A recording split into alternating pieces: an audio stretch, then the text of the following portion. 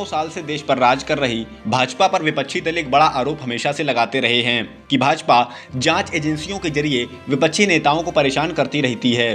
भाजपा ऐसे नेताओं पर कोई कार्रवाई नहीं करती जो उसकी पार्टी के होते हैं। वह बदले की भावना के साथ शासन कर रही है।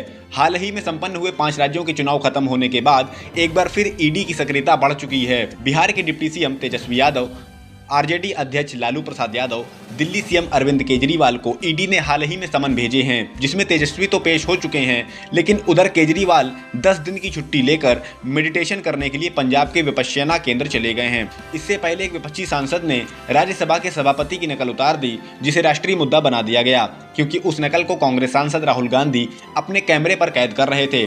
और तो और अब तो उस विपक्षी सांसद ने पश्चिम बंगाल जाकर सरेआम कह दिया कि यदि जरूरत पड़ी तो वे ऐसा 1000 बार करेंगे।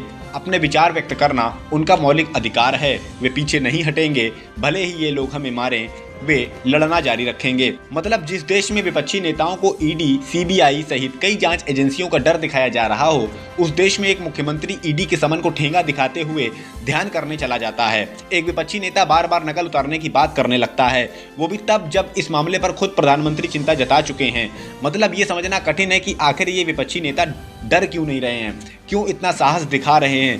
केजरीवाल वैसे तो ध्यान करने चले गए हैं, जिसे ऐसे भी कहा जा सकता है कि वे ईडी से डर कर चले गए, लेकिन गए तो अपने ही देश के किसी राज्य में हैं। यदि ईडी चाहे तो कोर्ट से वारंट जारी करवा कर तुरंत पंजाब जाकर केजरीवाल से पूछताछ कर सकती है, जैसा कि आगे बताया भी जा रहा है कि ईडी ऐसा कर सकती है। लेकिन हम बात अभी की कर रहे हैं। इसके पीछे एक बड़ा कारण हो सकता है आत्मविश्वास। ये आत्मविश्वास जो विपक्षी दलों को भारत जोड़ो यात्रा से मिला है, जिस यात्रा में राहुल ने डरो मत का नारा दिया था, जिस यात्रा में लोगों का भारी जन समर्थन मिला था, जिससे विपक्षी नेताओं में ये विश्वास जगा था कि हमारे साथ जनता है। लोगों का साथ मिलने से शायद उनमें डर खत्म हो गया है। अब वे जेल भी जाने को तैयार हैं और मार खाने के लिए भी।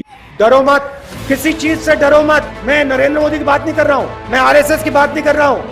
जिंदगी में किसी चीज से डरो मत, कभी नहीं डरो। और दूसरी बात सुनो, अगर डरोगे नहीं तो किसी से नफरत करोगे नहीं, हो ही नहीं सकता। हो सकता है कि आगे आने वाले दिनों में कुछ इसी तरह की घटनाएं देखने को मिले कि जिस चीज को भाजपा मुद्दा बनाना चाहे उस विषय पर विपक्षी नेता हावी हो जाएं, जैसा कि अभी हो रहा है। वैसे यहाँ ये स्पष्ट करना जरूरी है कि मिमिक्री एक कला है, अपराध नहीं। चुनावों के समय इसका खूब इस्तेमाल होता है।